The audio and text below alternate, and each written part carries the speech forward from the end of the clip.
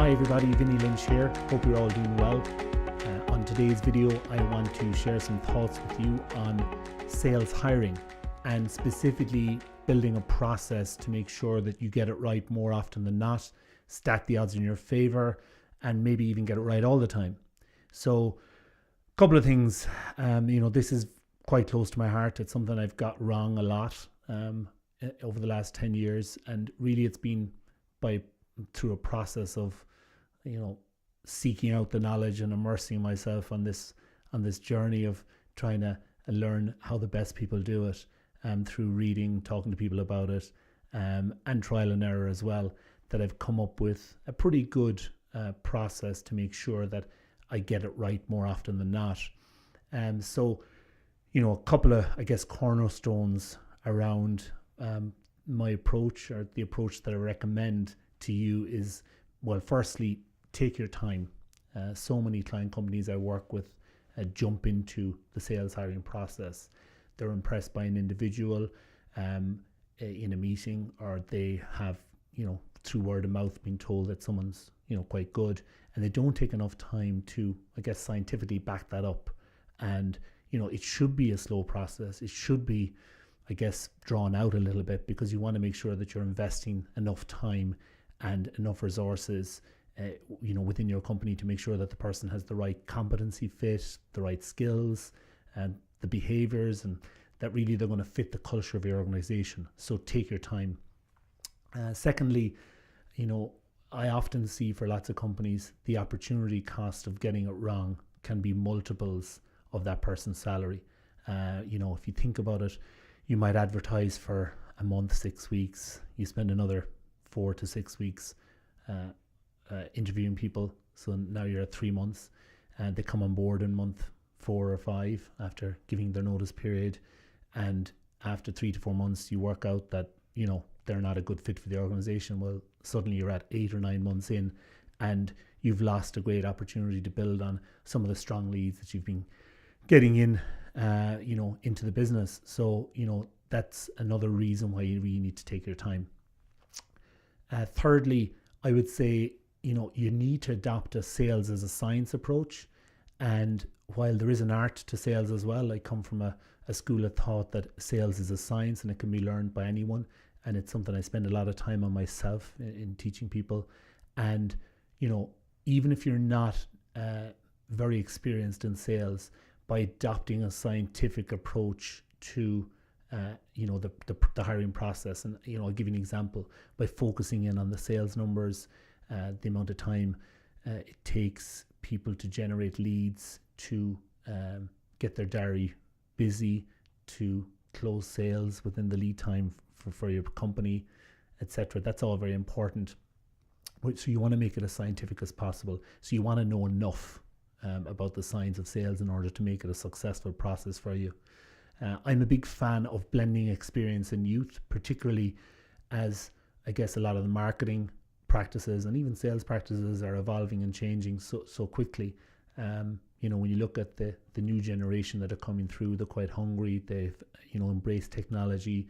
They embrace the tactics of social media to not just generate leads, but to educate and to bring leads along the sales process. So, having a good experienced hand in place who understands the science of sales, understands your sales process for the organization, lead times, knows the kind of activity that needs to happen in order to convert the sales, that's very important. And then blending that with, youth, and encouraging and enticing, smart people to join your sales team. One thing I would say about that as well is I'm not into commission ceilings. I think quite strongly that there shouldn't be commission ceilings. Why would there be? And particularly for these younger sales people, they're interested in success. They're interested in career development, but they're also interested in earning money, specifically to support a lifestyle or to pay off student loans. So it's by putting the salary maybe a little bit lower and putting the commission levels or removing commission ceilings, you really are encouraging the sales team to be entrepreneurial and to grow sales regardless of quarterly or weekly or monthly targets. It's all about just growing. So that level of energy can only be good for a business. When it comes to the interview process, I would always say don't hire alone. Make sure you involve at least 1 to 2 other people from the organization. I'd mix it up, some formal settings, informal settings, some competency, skills related questions, with a lot of non-competency, more behavioral, cultural type questions where you want to really get a fit or a feeling as to whether this person's going to fit the type of culture that you're building in the organization or that you have in the organization. I do like to, have at least 3 interviews, and then to supplement it with some other tools, which I'll talk about in a minute as well. The old adage of hiring slowly and firing quickly is very relevant. I think that you can really find out within 90 days, regardless of the type of product you have, whether it's a short lead time or a longer sales lead time, you can work out within 90 days if the person's going to suit your organization or not. And the way you can do that, even if you've got a 5-month typical sales lead time, is to look at the activity that's required in order to generate that sale in month 5.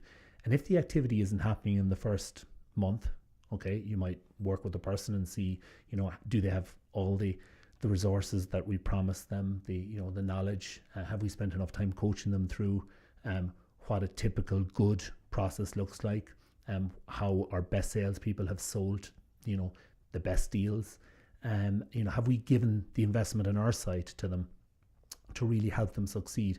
If you have, and the activity isn't happening in month 2, well, to me, at the end of month 2, even having gone through a process of investing that amount of time with the individual, you should probably cut that individual or fire that person, because they're not going to fit the what you're trying to achieve.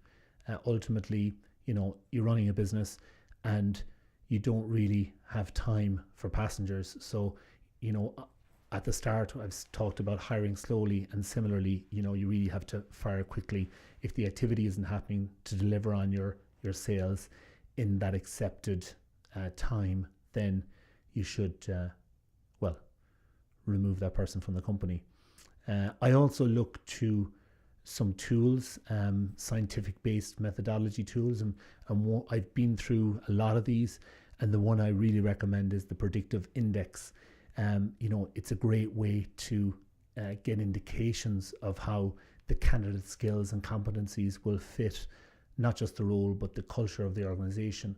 And I don't use it as my primary decision making point, but I do use it as an indicator. And I think really what I'm looking for throughout my process is validations. And it's not that, it is that I've doubted myself because I've got it wrong so many times. It's a healthy paranoia in my view. So I look for indications to help me make sure that I'm making the right decision. And the learning loop is really, really important. So when it doesn't work out for whatever reason, understand why that was. The term do, learn, tweak the process, repeat the process is really something that applies strongly here. And exit interviews are something I feel quite strongly about. You'd be surprised when you, wade through some of the moaning that can go on in an exit interview. You can get some refreshing honesty about the business, about the support that the person's been given, why they think it isn't working out, and really take that on board as part of a learning loop. It hasn't worked out. There's no point in falling out with the individual. They leave, they move on to something else, and it's a small world, and you never know when they may become a customer or a potential customer of yours in the future. But definitely take the learning on board from the exit interview. So that's some tips just want to share with you on the sales hiring process and trying to get it right. As always, if you have any questions, please email me info@vinnylynch.com, and I'll also share with you a PDF, one-page PDF document summarizing the points that I've been through today. Thank you.